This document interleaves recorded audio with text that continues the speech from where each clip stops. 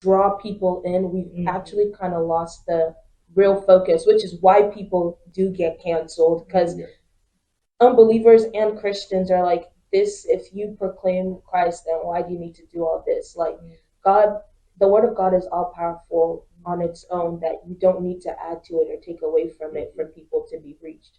And I think like the older I get, I always used to think like, oh, church needed to be like, we need to be extra and we need to, Have the smoke and yeah, we need to do jumping jacks for people to want to come. And I'm like, if you really like knew what you were getting when you went to service or you had like small group meetings, you wouldn't need all of that stuff is so like irrelevant.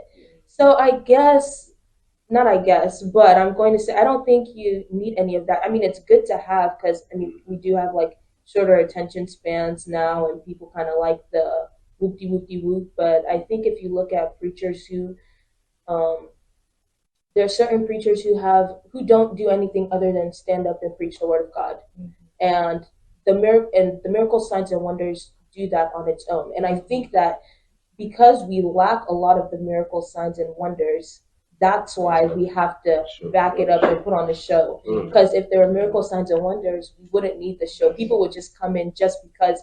It's like if people came here and they were saying, and you said, "Oh, I went to this place and I had cancer and I was healed," or And nobody had to. nobody had to lay. I walked through the doors, I felt the spirit, and I was healed. You know how many people would be coming to church? Like, we wouldn't need the smoke machine during worship to be saying, feel the presence of God.